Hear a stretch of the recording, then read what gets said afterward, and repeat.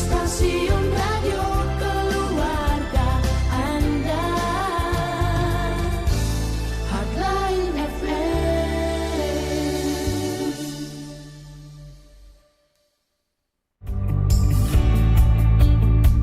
Dermaga Jaya Group, One Stop Tire Solution.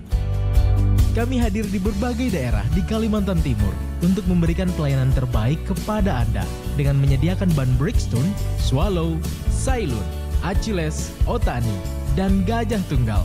Kami juga menyediakan vulkanisir ban dek, velg Jansa, dan PBI untuk kebutuhan kendaraan Anda. Kami juga menyediakan conveyor belt, marine fender, dan kami juga sebagai distributor oil casserole untuk industrial. Segera hubungi kami di 0541 742 426, 0541 742 426, atau SMS dan WhatsApp kami di 0821 5299 1734, 0821 5299 1734. Dermaga Jaya Group, One Stop Tire Solution.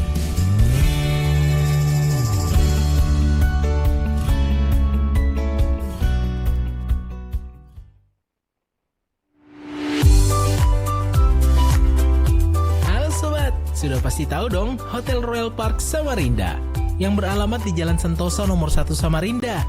Selain memiliki kamar dan meeting room, Hotel Royal Park juga menghadirkan fasilitas terbaik untuk Anda. Mulai dari internetan sepuasnya, memiliki restoran dengan menu terbaik, menghadirkan juga spa dan ruang fitness, serta berbagai fasilitas yang menyenangkan.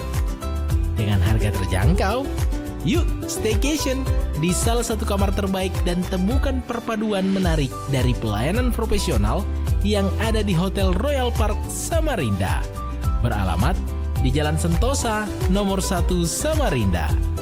Reservasi dan informasi dapat menghubungi Andi di 0852 5011 4216 dan Misi di 0813 4711 4227. Enjoy work and stay safe with Hotel Royal Park Samarinda.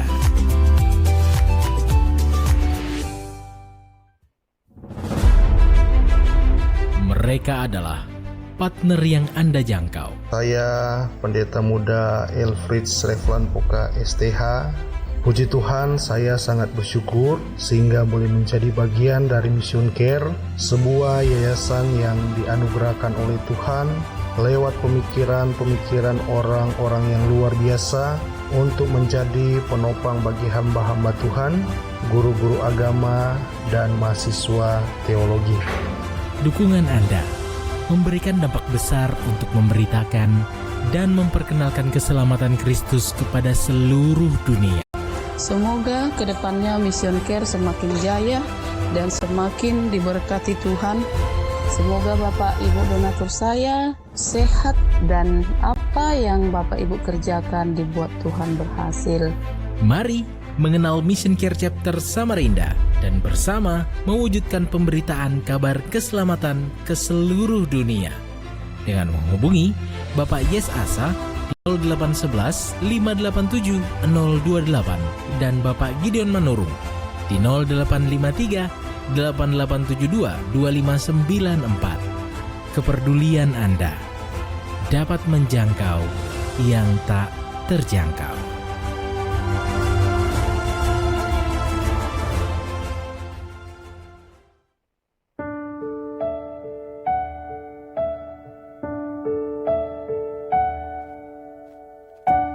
Shalom, selamat malam hot listener, kembali lagi pastinya di ruang dengar Anda dari jangkau bagian nomor 27C Samarinda dalam program Reach the Unreachable, menjangkau yang tak terjangkau. Program yang dipersembahkan oleh Mission Care Chapter Samarinda melalui siaran radio Heartline FM, mengudara di ruang dengar Anda untuk kita bisa sama-sama belajar, memahami, kembali mengingatkan arti peduli dan berbagi.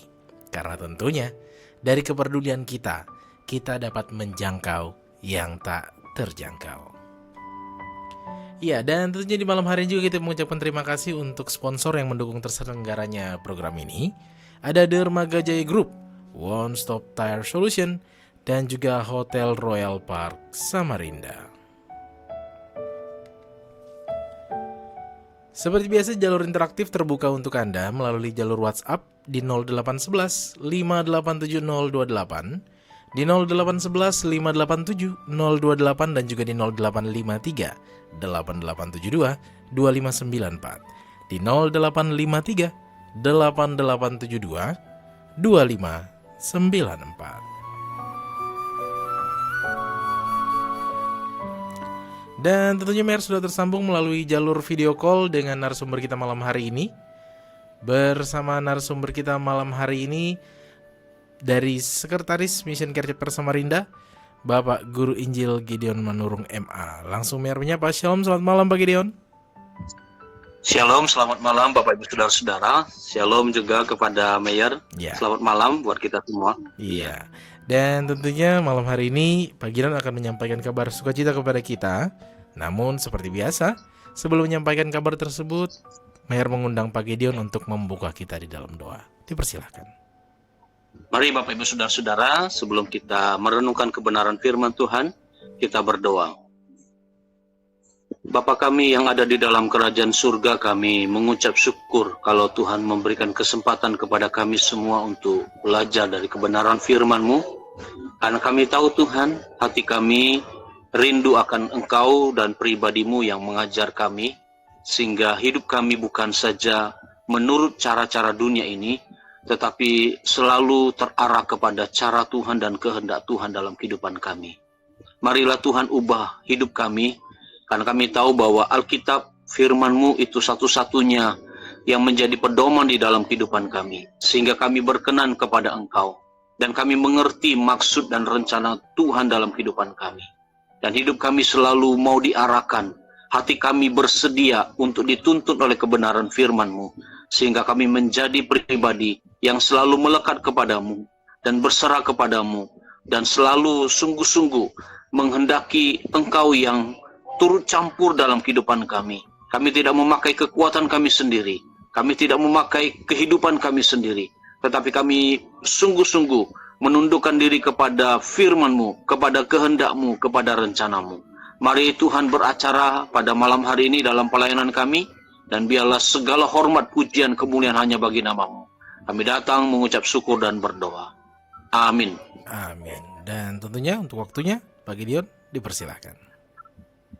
Ya, Bapak Ibu Saudara-saudara yang dikasihi oleh Tuhan, sebenarnya jadwal hari ini ada seorang hamba Tuhan yang sudah kami minta, tetapi karena sesuatu hal dan biasanya itu persekutuan ibadah bulanan Bamaknas Kota Samarinda itu biasanya pagi, ini kan diganti jadi malam. Jadi untuk itu jadi agak berbeda seperti biasanya, sehingga saya sebagai sekretaris menjalankan tugas pelayanan ini dengan tulus hati dan benar-benar untuk menjaga supaya kita tetap berdiri kepada pelayanan kita semua. Bapak Ibu Saudara-saudara kasih dalam Tuhan, para pendengar Radio Headline yang kami kasih, pada malam hari ini saya mau mengingatkan terus tentang tema besar Mission Care Chapter Samarinda secara khusus, yaitu berbagi dan peduli. Saya memulai begini Bapak Ibu Saudara-saudara ya. Saya dari tahun 2011 sampai 2016 diizinkan Tuhan untuk melayani di satu gereja yang sebenarnya cukup, kalau didengar itu cukup viral gitu ya. Kalau ditanya Pak Gideon melayani di mana? Ya, supaya orang tahu pasti saya akan menjawab, Bapak tahu atau Ibu tahu Big Mall? Ya, gereja saya yang saya layani itu. Ya, seperti itu ya. Ya. Dari 2011 itu Big Mall belum jadi Bapak Ibu Saudara-saudara. Ya. Betul ya? Iya. Iya. Sampai saat ini saya lihat itu bukan hanya Big Mall, itu bukan hanya mall. Ya. Tetapi sudah ada seperti rancangan semula, sudah ada hotelnya juga. Oke. Ya, kebetulan keluarga kami ada juga yang menjadi pegawai di situ. Ya, paling tidak saya mau memulai begini Bapak Ibu Saudara-saudara tentang berbagi dan peduli ya. Kalau kita di mall atau yang sekarang kita ingatlah ya, mall di seluruh Samarinda, atau saya juga bisa berinteraksi dengan Pak Mayor gitu ya. Kalau Mayor pergi ke mall membeli sesuatu, kalau membeli sesuatu di mall itu bisa tawar-menawar enggak ya? Tidak. Jarang bisa terjadi. Tidak. seperti itu, ya. Betul Bapak Ibu Saudara-saudara. Kalau kita pergi ke mall tidak mungkin kita tawar-menawar, ada harganya. Ya, sudah ada harganya, dan harganya itu kadang-kadang seperti saya pernah dalam tanda petik dibohongi gitu ya. Ya, itu sudah tertera itu. Beli 3 ini harganya sekian. Sampai di kasir gitu ya, di kasa gitu ya, ternyata harganya bukan seperti yang tertera. Ya, jadi harganya tetap seperti yang harga semula. Di harga itu ya. Pada waktu kita beli pakaian, kalau di satu tempat itu kan harganya demikian. Nah, Bapak Ibu Saudara-saudara, bandingkan dengan pada waktu kita membeli misalnya di pasar tradisional. Gitu ya. Di pasar tradisional kita bisa tawar-menawar enggak? Tidak. Bisa ya? Bisa. Pasar tradisional. Iya. Bisa. Iya. Pasar tradisional itu sangat indah, itu kita keindahan untuk berbelanja di pasar tradisional bisa interaksi ya dengan pembeli. Atau kalau kita ketemu ya, misalnya di komplek kami Bengkuring ini ada penjual sayur, ibu-ibu, emak-emak gitu ya, langsung kita tawar gitu ya. Pertanyaannya sekarang, mall itu yang punya siapa? Big Mall itu ya, pada waktu saya 2011 sampai 2016, awal-awal Big Mall itu ada, itu dikatakan bahwa yang punya itu adalah yang orang kaya di Banjarmasin. Jadi mereka kongsi, jadi mendirikan Big Mall. Nah, mereka punya misi bahwa Big Mall ini adalah memang mall terbesar di kota Samarinda. Yang punya itu, yang saya tahu dengar itu bahwa orang terkaya di Banjarmasin. Ya, akhirnya mereka berinvestasi di kota Samarinda, ya, di Big Mall itu. Bapak Ibu Saudara-saudara, kalau kita bandingkan dengan emak-emak yang jualan di perumahan kami, contoh di Bengkuring ini, pertanyaannya, dia jualan itu untuk kebutuhan sehari-hari, Bapak Ibu Saudara-saudara. Tapi untuk kebutuhan sehari-hari dia berjualan, biasanya kita menawar, tidak mungkin kita menawar misalnya, Bu, sayur ini berapa? Lalu ibu itu akan menjawab, ya, sayur kangkung ini 3.000. Biasanya kan kadang-kadang begitu, 3.000. Bahkan pada waktu kita mendengar itu, kalau kita belanja di pasar tradisional atau ke emak-emak, kita akhirnya menawar ya. Loh, kok mahal sekali ya Bu ya? Gitu ya. Itu realitas yang terjadi.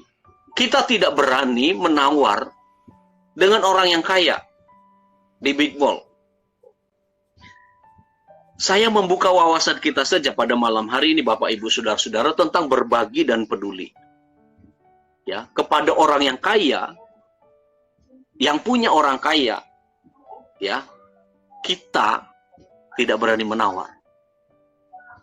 Tetapi di lapisan yang menengah ke bawah, pasar tradisional, ke emak-emak yang menjual sayur atau menjual apapun juga, kadang-kadang kita tidak berpikir bahwa dia bekerja, dia jualan itu untuk dia hari itu juga.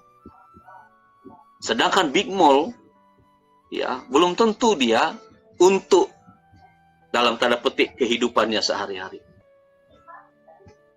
Bukan berarti saya menuduh, bukan. Tetapi ini supaya kita membuka wawasan kita. Wawasan kita, apa sih maknanya berbagi dan peduli itu?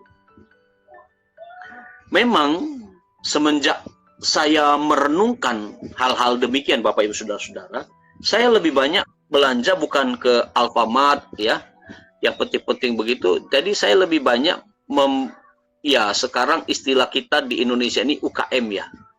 UKM itu yang lebih, ya UKM itu ya sama seperti misalnya pasar-pasar atau toko-toko yang sungguh-sungguh mereka bekerja untuk rezeki mereka. Sama seperti saya gitu ya.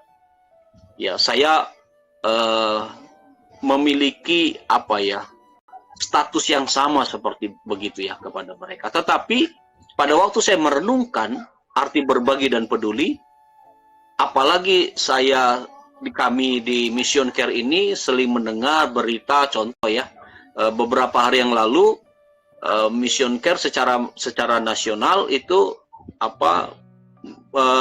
melaksanakan program maksud saya namanya Imlek Care. Ya, Imlek Care itu karena tanggal 10 kan Imlek. Bayangkan Bapak Ibu Saudara-saudara, bukan semua orang Tionghoa itu kaya gitu ya. Dan itu bisa dibuktikan di kota-kota besar ya. Ya, secara khusus memang selama ini di dekat-dekat Jakarta, Tangerang itu yang dilakukan. Memang belum sampai kepada chapter-chapter termasuk chapter Samarinda. Tetapi maksud saya Bapak Ibu Saudara-saudara, mengapa kami yang pelayanan di Mission Care itu memiliki tema besar ini? Dan kami ingin memberitakan bukan hanya siaran ini, mengundang Bapak Ibu Saudara-saudara supaya merenungkan arti bagi dan peduli, lalu menjadi member, lalu siap gitu ya untuk melayani. Bukan itu. Tetapi semangat daripada Mission Care adalah kita mengerti bahwa kita sebagai orang Kristen ini memiliki hati seperti itu.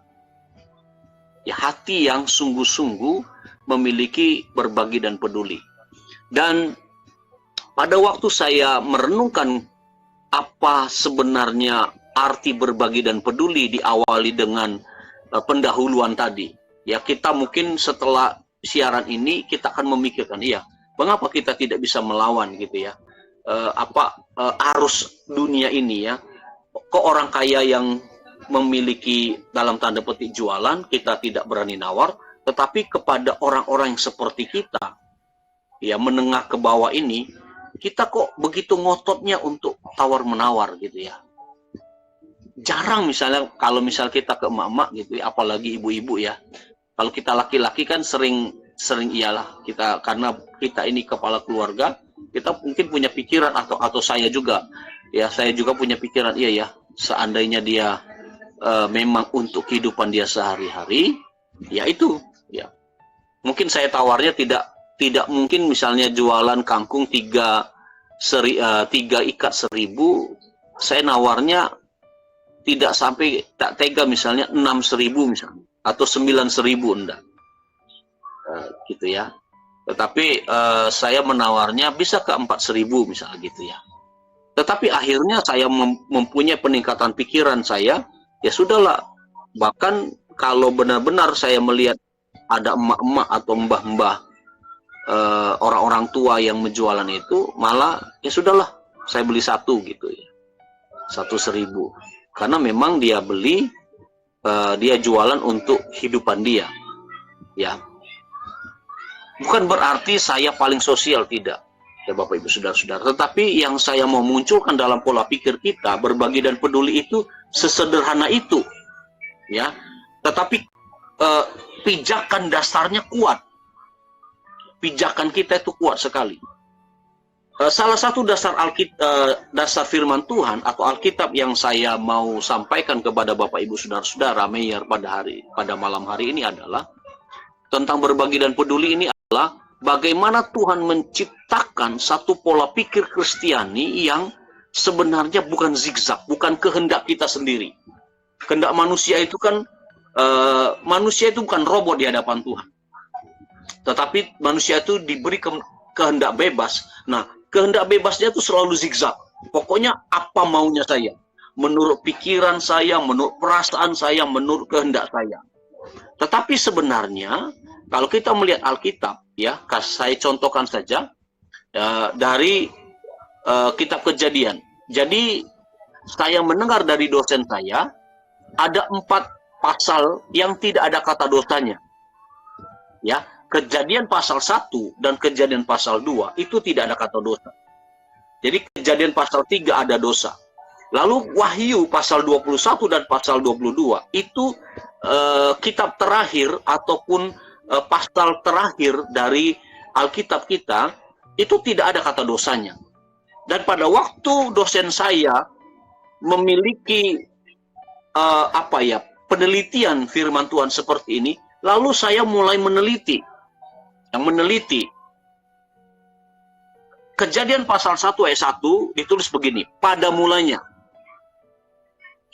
Kalau kita pikirkan baik-baik Bapak Ibu Saudara-saudara, kata pada mulanya itu hampir sama kan awal gitu ya.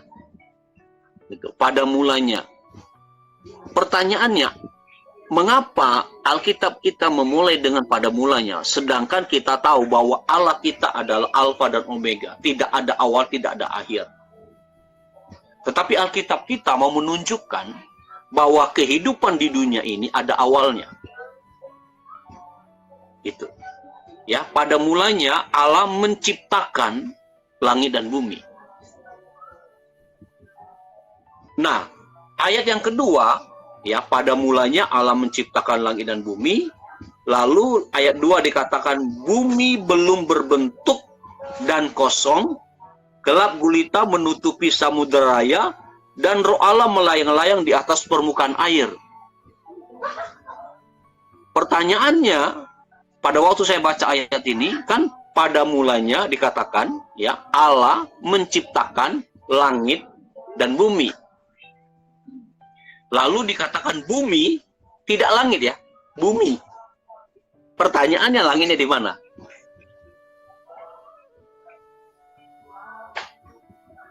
Ya, Belum terbentuk. kan itu. Ya kan gitu. Pertanyaannya langit di mana itu kan? Ya. Lalu pada waktu saya baca Kejadian pasal 1, saya akhirnya lihat juga di dalam Wahyu. Ya, Wahyu pasal yang ke-21. Ya. Ayat 1. Ya.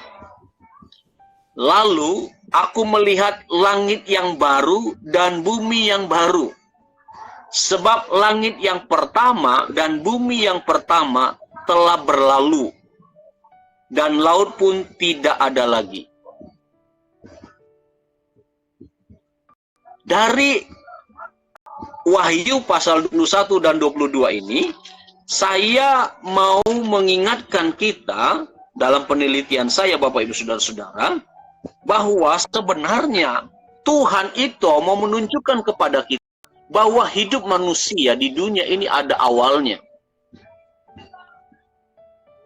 Tetapi akhir hidup manusia kita ini, ya, itu terhitung kepada rencana Tuhan yang kekal. Langit yang lama yang diciptakan oleh Tuhan di Kejadian pasal 1, langit dan bumi yang pertama dikatakan itu tidak akan ada lagi. Dan Tuhan sedang menciptakan langit baru dan bumi yang baru. Karena langit yang pertama dan bumi yang pertama itu sudah penuh dengan dosa. Penuh dengan segala angkara murka. Penuh dengan sesuatu yang bukan menurut kehendak Tuhan. Jadi Bapak Ibu Saudara-saudara, mengapa saya mendasari pada hari ini perenungan kita kepada satu tema besar Mission Care itu berbagi dan peduli, seharusnya kita melihat dari situ. Jadi berbagi dan peduli itu, pola pikir kekristenan itu tidak boleh zigzag, tidak boleh. Karena itu bukan rancangan Tuhan. Rancangan Tuhan itu dikatakan pada mulanya Allah menciptakan langit dan bumi.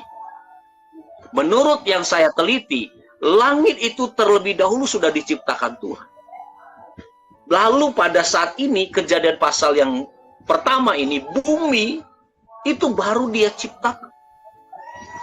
Karena ternyata langit ini yang sebenarnya bukan ditulis di dalam awal kitab Kejadian, tetapi itu diceritakan atau ditulis nanti di kitab Daniel, Yeskiel, itu nabi-nabi besar. Itu menunjukkan apa? Di sanalah tata Allah ada. Di sanalah iblis mulai melawan Allah. Pada waktu iblis melawan Allah, lalu Tuhan campakkan dia.